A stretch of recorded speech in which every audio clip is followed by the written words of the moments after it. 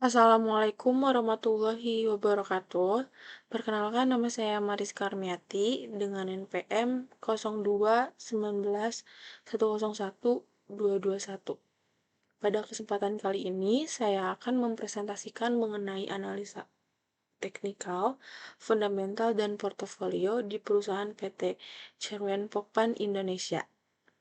Langsung aja ke materinya. Yang pertama ada profil perusahaan. PT Cerwen Pokpan Indonesia Tbk adalah perusahaan yang berbasis di Indonesia yang utamanya bergerak dalam pembuatan pakan hewan, termasuk pakan unggas dan pakan babi. Beberapa merek utama pakan hewannya adalah Hypro, Hyprofit, Bintang, Bonafide, Royal Feed, Turbofeed, dan Tigi. Perusahaan ini juga menghasilkan anak ayam usia sehari atau day old chick dan makanan olahan, utamanya daging ayam. Perusahaan ini memasarkan makanan olahannya di bawah beberapa merek, antara lain Golden Fiesta, Fiesta, Cham, dan OK. Perusahaan ini memiliki sejumlah fasilitas produksi di beberapa daerah di Indonesia seperti Sidoarjo, Medan, Tangerang, dan Mojokerto. CPIN ini memiliki beberapa fasilitas pembibitan yang berada di beberapa daerah di Indonesia, seperti Riau, Bali, dan Sumatera Utara. Yang selanjutnya ada produk pakan ternak. Produk utama perseroan adalah pakan ternak, yang dimana diproduksi oleh 7 fasilitas produksi perseroan dan anak perusahaan yang berada di Medan, Bandar Lampung, Tangerang, Semarang, Sidoarjo, dan Makassar. Bentuk dari pakan ternak yang diproduksi oleh perseroan dapat berupa konsentrat, mash, pellet, atau crumble. Sedangkan merek produk yang dipakai oleh perseroan antara lain Hypro, Hyprofit, Bintang, Bonafide, Royal Feed, Turbofeed, dan Tigi. Selanjutnya ada Day Old Chick.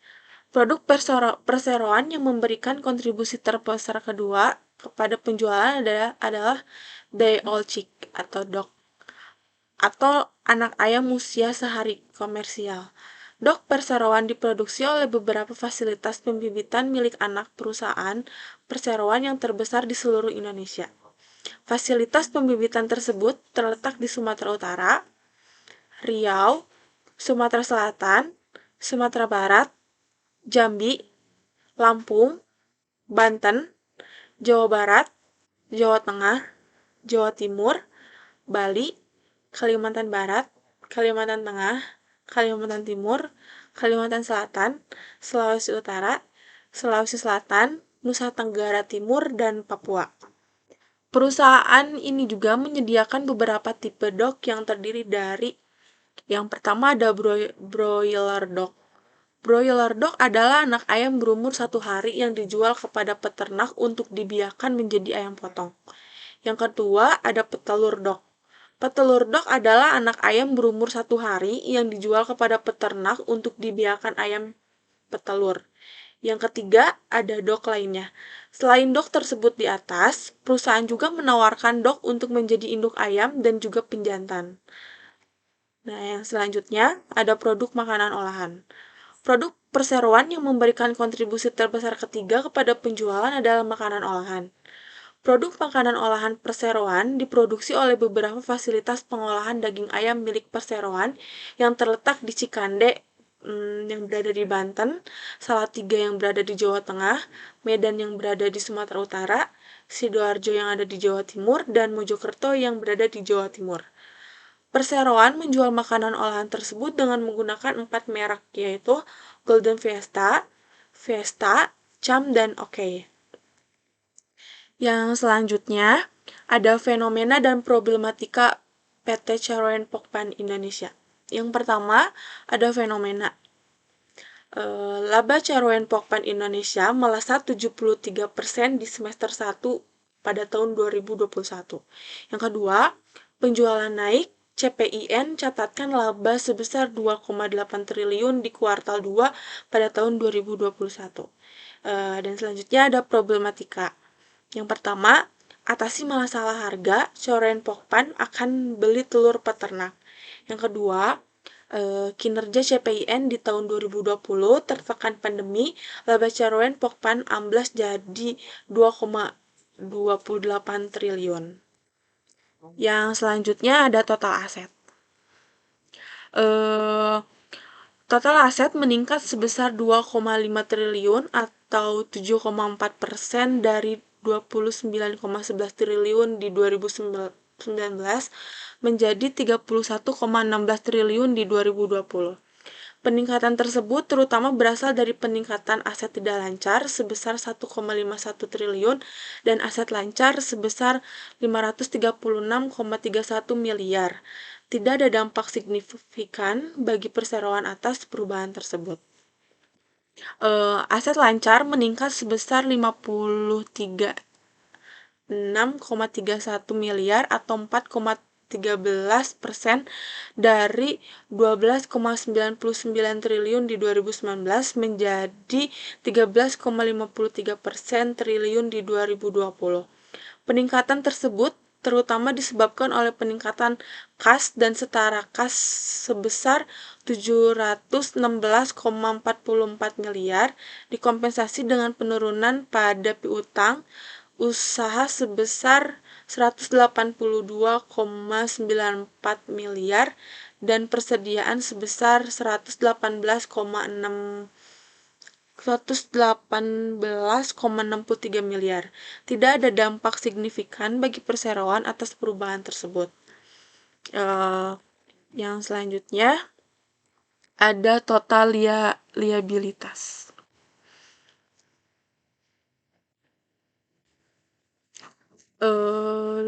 Liabilitas jangka pendek meningkat sebesar 236,7 miliar atau 4,61% dari 5,12 triliun di 2019 menjadi 5,36 triliun di 2020.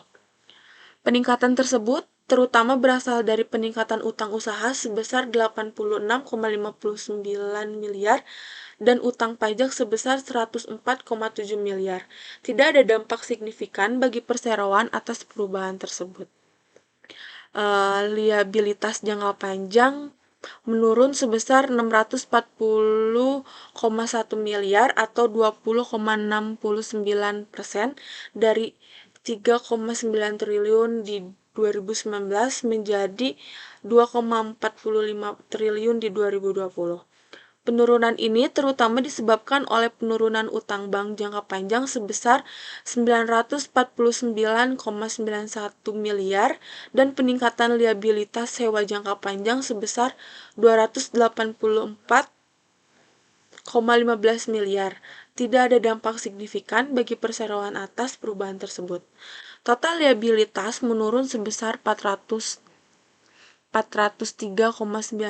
miliar atau 4,92% dari 8,21 triliun di tahun 2019 menjadi 7,81 triliun di 2020. Penurunan tersebut terutama berasal dari peningkatan liabilitas jangka pendek sebesar 236,7 miliar dan penurunan liabilitas jangka panjang sebesar 640,1 miliar. Tidak ada dampak signifikan bagi perseroan atas perubahan tersebut. Yang selanjutnya ada total ekuitas. Total ekuitas yang dapat diatribusikan kepada pemilik entitas induk meningkat sebesar 2,45 triliun dari 20,88 triliun di 2019 menjadi 23,33 triliun di 2020. Kenaikan tersebut terutama berasal dari laba tahun berjalan tahun 2020 sebesar 3,84 triliun yang dikompensasi dengan pembagian dividen atas laba bersih tahun 2019 sebesar 1,33 triliun. Tidak ada dampak signifikan bagi perseroan atas perubahan tersebut.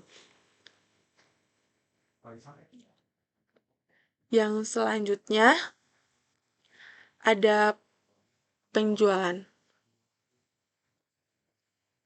Penjualan neto meningkat sebesar 17,64 miliar atau 0,04% dari 42,50 triliun di 2019 menjadi 42,52 triliun di tahun 2020.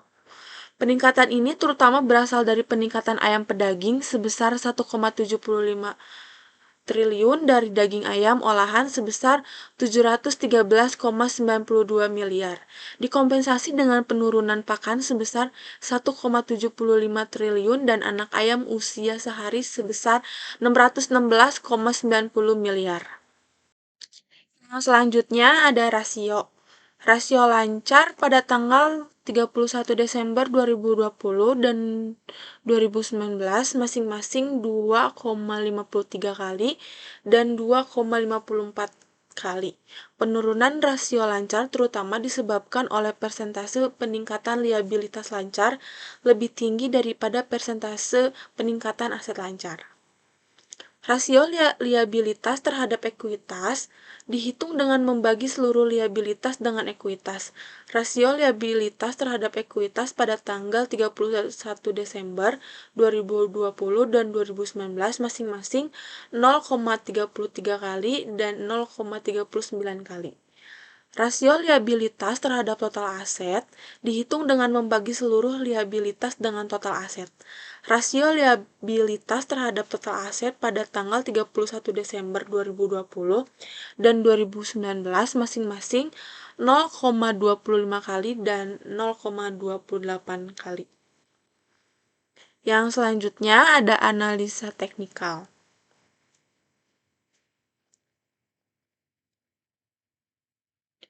Melihat dari analisis teknikal yang saya gunakan dengan indikator RSI dan moving average, terlihat bahwa saham ini pada time frame per harinya sedang mengalami sideway.